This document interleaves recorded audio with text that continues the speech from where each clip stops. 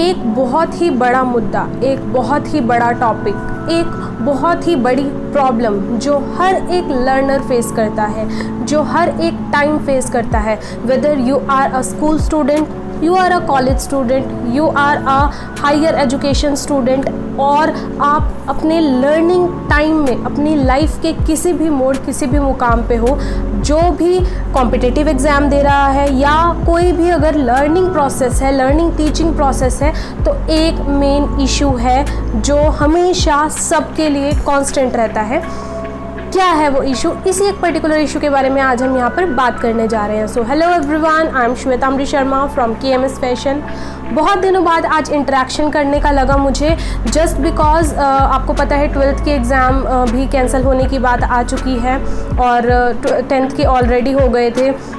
इसी तरीके से जितने हम लोगों के कॉम्पिटिटिव एग्ज़ाम है, चाहे वो नेट का हो, चाहे UPSC हो या UPPSC, GIC हो या फिर CTET, कोई भी एग्ज़ाम्स हो, उन सब के स्टूडेंट्स लर्निंग प्रोसेस में है, टेंशन है, कोविड है, बहुत सारी प्रॉब्लम्स है।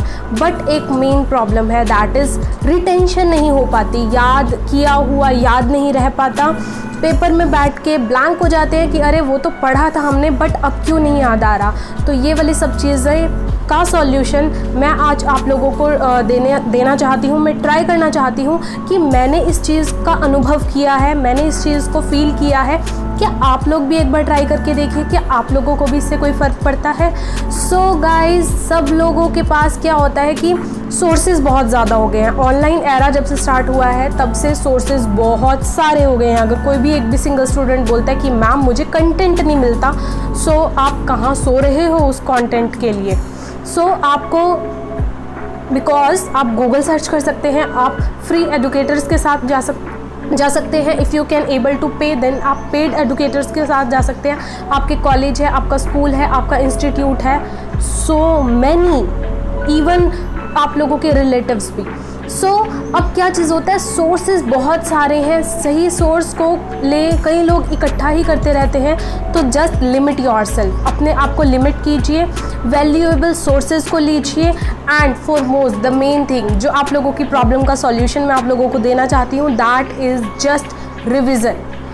हम लोग पढ़ लेते हैं, हमने 10 चैप्टर्स थे, 10 chapter we did once, but where is revision? We don't make a time for that particular thing.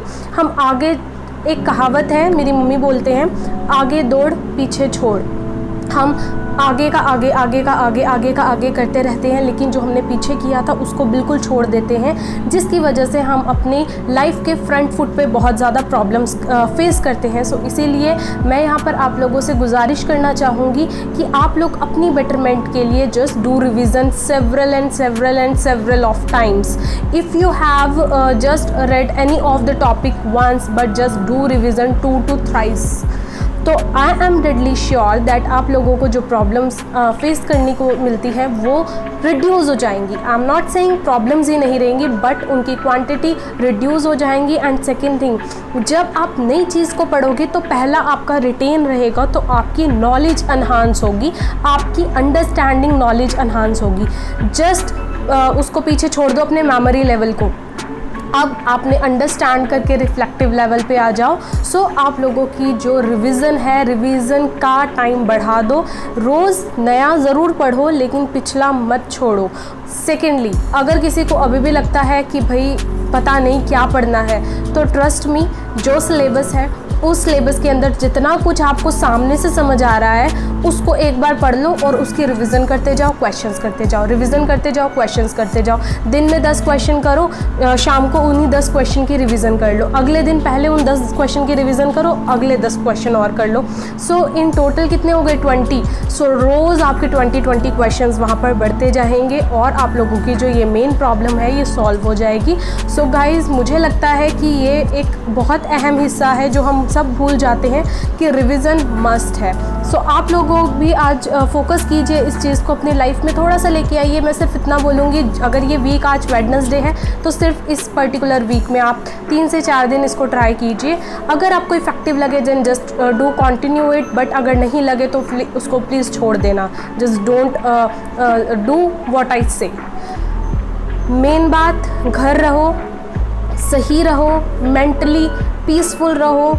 Mentally अगर प्रॉब्लम आती है तो जिससे भी आप बात कर सकते हैं उससे बात कीजिए। याद करने के लिए, पढ़ने के लिए, एग्ज़ाम क्लियर करने के लिए रिवीजन कीजिए। अगर आपको मेरी ये बात कहीं से भी कहीं तक वैल्यूएबल लगती है तो वीडियो को लाइक ज़रूर करना। अपने और जो लर्नर्स हैं उनको, अपने फ्रेंड्स हैं उनको वीडियो को शेयर करना। और जिन्होंने भी सब्सक्राइब नहीं किया है please do subscribe channel KMS fashion. Next time हम कुछ नई इन्फॉर्मेशन के लिए साथ आपके पास ज़रूर आएंगे। Still stay safe, stay connected and keep learning. Take care. Bye bye.